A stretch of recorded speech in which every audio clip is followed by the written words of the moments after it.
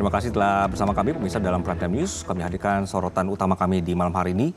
Pratu Farhan Shauki Marpaung adalah seorang prajurit TNI yang tewas diduga dianiaya seniornya saat bertugas di perbatasan Papua Nugini pada akhir Desember lalu. Saat ini, terduga pelaku penganiayaan sudah diamankan untuk pemeriksaan lebih lanjut.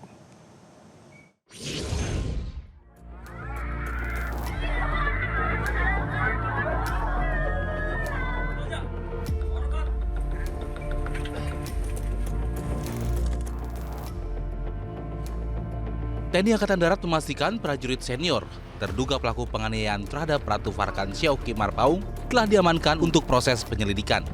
Kepala Dinas Angkatan Darat Brigjen Doni Pramono dalam keterangannya menyebut saat ini proses investigasi terhadap pelaku tengah berlangsung oleh unsur komando terkait. Doni menegaskan TNI Angkatan Darat tidak menoleransi segala bentuk kekerasan di luar aturan. Dia pun memastikan jika ada pelanggaran maka akan diproses secara hukum. Pratu Farhan Shauki Marpaung meninggal diduga dianiaya oleh seniornya saat ditugaskan di perbatasan Papua Nugini pada 31 Desember 2025 lalu. Pria asal-asahan Sumatera Utara ini merupakan prajurit di Kesatuan Yonif 113 Jaya Sakti Aceh di bawah Kodam Iskandar Muda. Isak tangis keluarga tak terbendung saat peti jenazah Pratu Farhan tiba di rumah duka di Asahan, Sumatera Utara. Dengan wajah getir, ayah Pratu Farhan masih tak menyangka putra kebanggaannya yang seorang prajurit TNI justru meregang nyawa di tangan rekannya. Ayah Pratu Farhan menuntut keadilan atas penganiayaan yang dialami putranya. Belum lagi kering makam Prada Lutfi. Sekarang besok pagi akan ada lagi makam Farhan Shauki yang persis sama, mati di ujung sesama anak bangsa yang berseragam loreng TNI Angkatan Darat. Jadi langkah apa yang abang lakukan, Bang? Laku yang pertama, sebagai warga negara yang taat ke hukum, saya akan mengkawal proses hukum ini yang dilakukan oleh peradilan militer. Walaupun saya ada di Sumatera Utara, di desa terpencil, tapi kami mempunyai kawan-kawan yang ada di seluruh Indonesia ini. Pratu Farhan dimakamkan dengan upacara militer yang dipimpin langsung Komandan Brigif 25 Siwah Kodam Iskandar Muda Aceh, Kolonel Dimar Bahtera. Kolonel Dimar membenarkan Pratu Farhan meninggal usai dianiaya seniornya, Kopda F, di pos Sanepa, Distrik Homeyo, Kabupaten Intan Jaya, Papua Tengah. Adik kita meninggal karena sakit dan ada dugaan kekerasan memang. Tetapi kejadiannya ada di daerah penugasan dan sedang dilaksanakan mekanisme untuk memeriksa dan menyelidiki dari proses kejadian ini. Pak, apakah terduga pelaku ini sudah ditahan, Pak? Sudah ditahan langsung. Sudah ditahan dan ada di Papua, di Timika ya. Di POM Timika. Berapa orang pelaku ada? Sejauh ini 1 orang, tapi ada pengembangan selanjutnya. Sebelumnya kasus penganiayaan hingga meninggal dunia oleh senior juga menimpa Prada Luki Saputra Namo, anggota Yonif TP 834 Wakanggamere di Kabupaten Ngagakeo, Nusa Tenggara Timur. 22 prajurit TNI Angkatan Darat yang terlibat penganiayaan pun sudah divonis 6 hingga 9 tahun penjara dan dipecat dari Kesatuan TNI Angkatan Darat. Tim Liputan Metro TV. Pratu Farhan Shauki Marpaung meninggal dunia dianiaya senior saat ditugaskan di perbatasan Papua. Saat ini terduga pelaku sudah diamankan. Lantas apa harapan keluarga terkait kasus ini? Untuk membahasnya sudah bergabung bersama kami dari luar studio ayah dari Pratu Farhan, Zakaria Marpaung. Selamat malam, Amang. Sebelumnya kami mengucapkan turut berbelasungkawa atas meninggalnya Pratu Farhan. Terima kasih sudah bergabung dengan kami. Pak Zakaria, jadi apakah pihak keluarga ini sudah menerima penjelasan resmi dari TNI Angkatan Darat terkait meninggalnya Farhan? Oke, terima kasih. Selamat malam, Mas Hatibuan atau Leas Hatibuan.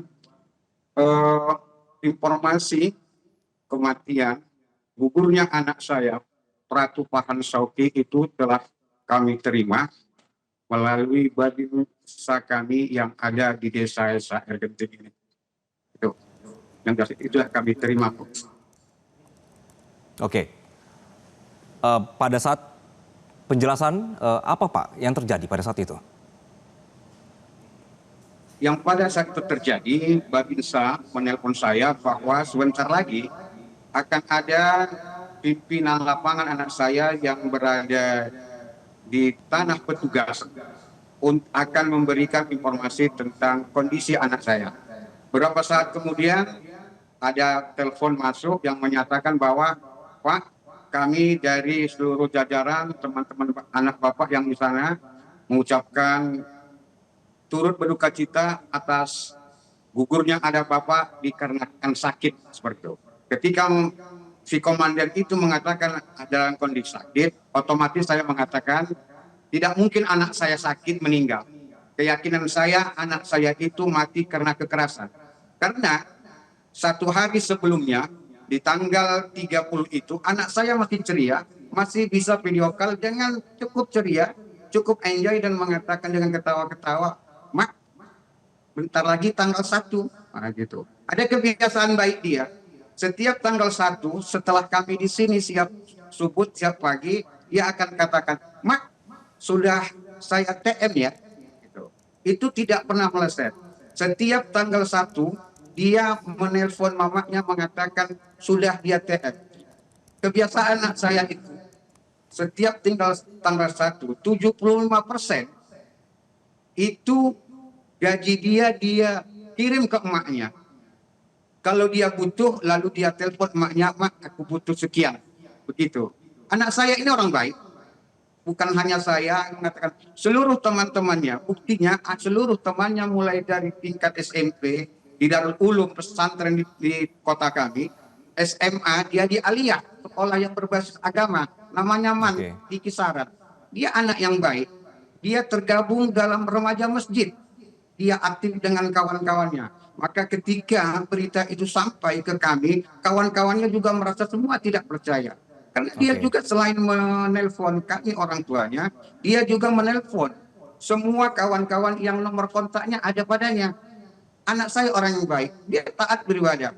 Bahkan pengakuan kawan-kawannya ketika mereka mengikuti pendidikan dasar di Rindam di Pematang Siantar, di mana dia mengikuti pendidikan, kawan-kawan itu cukup tertolong dengan keberadaan anak saya ini. Dialah yang mengajar mereka mengaji, dialah yang menjadi imam pelaksanaan sholat bagi mereka. Mereka cukup kehilangan, sehingga kawan-kawannya yang ada di Siantar ketika menerima berita itu bermohon kepada pimpinan di mana dia bertugas untuk datang berbelasungkawa ke rumah kami. Aku melihat mereka cukup menangis, sedih. Di depan pintu mereka sudah ikut menjerit. Mereka tidak percaya bahwa Pak Syauqi yang mereka kenal taat beribadah, baik berkawan, bisa gugur di tangan seniornya. Saya cukup sayangkan itu. Informasi dengan saya terima, sudah ada 1 yang ditahan, terduga pelaku. Tapi sampai saat ini, saya tidak percaya anak saya itu gugur hanya dengan 1 tangan seorang temannya, atasannya yang hanya berpangkat kopral. Saya yakin masih banyak pelaku-pelaku lain yang ikut di situ. Paling tidak membiarkan terjadi itu. Paling tidak juga tanggung jawab sebagai pimpinan di situ di mana. Itu kejadian siang, sore. Kalau malam mungkin ada istilah tertidur. Anak saya ditarik. Ini anak saya dalam kondisi sehat. Kalau pengakuannya agak sakit, mengaku dia sudah sakit itu terhadap si kopral. Tapi dengan arogansi senioritas, dia tarik anak saya ke samping lalu dia pukuli. Mana temannya yang lain? Mana atasan yang lain? Setelah anak saya sakaratul maut, mana perlakuan medis di situ? Di mana bakesnya di situ? Di mana pimpinan ribu di situ? Sehingga anak saya tewas tanpa ada penanganan medis, tanpa ada penanganan secara kops di situ. Di mana kawan-kawan tidak mengamankan, melarang senior kopral itu untuk melakukan begitu. Baik, Pak Zakaria, berarti Bapak menerima telepon bahwa Pratu Farhan ini sudah meninggal dunia, namun tidak dijelaskan bagaimana apa yang terjadi, kemudian apa langkah-langkah pada saat kejadian itu tidak jelas ya Pak ya? Iya, iya. Oke, berarti Anda sama sekali tidak puas dengan penjelasan dari pihak menelpon Bapak? Saya cukup tidak puas dan menurut saya itu cukup tidak masuk akal. Yang baru sehat bugar menelpon emaknya, menelpon ayahnya, masih bercanda, tahu-tahu dapat informasi meninggal. Jejak VB dia masih bisa membuat status 1 jam sebelum kejadian dia masih buat ada status berkabut. Dia sering bilang begitu. Di tempat penugasan itu memang kondisinya sering berkabut karena di pegunungan. Sejam kemudian sudah tidak datang informasi anak saya itu Baik. gugur di bumi penugasan. Ya, Amang, sebelum kejadian, apakah keluarga ini sempat tahu kondisi kesehatan dari Pratu Farhan dan apakah sempat mendengar apakah dia pernah mengeluh sakit kepada keluarga, begitu Amang? Dia seminggu sebelum informasi gugurnya dia sebagai syuhada, sebagai pahlawan, sebagai putra terbaik bangsa ini, dia masih mengatakan kurang enak badan. Mamanya lalu bujuk, kalau nggak enak berobatlah, makanlah obatnya. Dia katakan udah sehat. Nah, Farhan sehat, udah nggak apa-apa. Mama jangan takut di sana, begitu. Baik.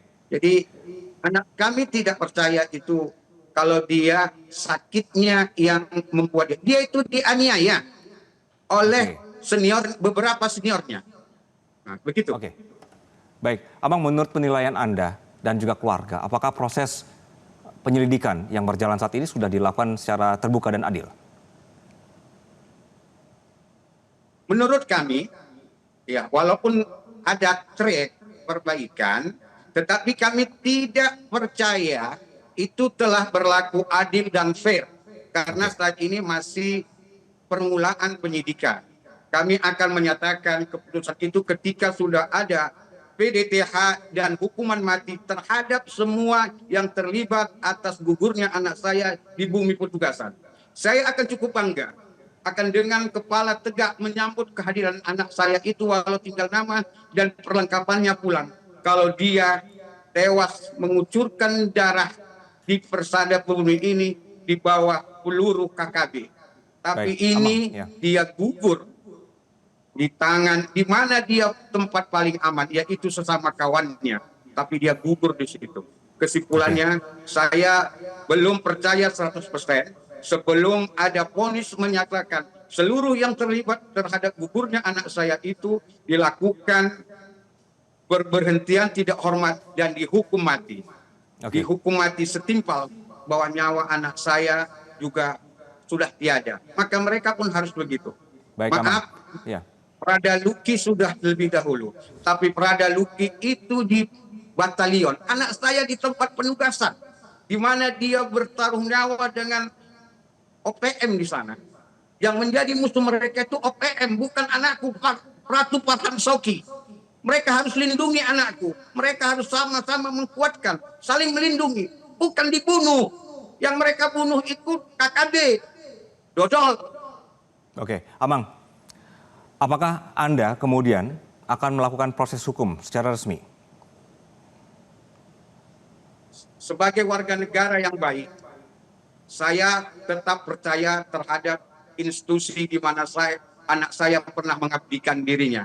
Oke. Bahwa saya percaya bahwa TNI Angkatan Darat, Bapak Presiden Prabowo Subianto selaku Panglima tertinggi ABRI, Bapak Kasat Manusiaan, Bapak orang Batak, kita sama-sama lahir di Wonosobo, Pak.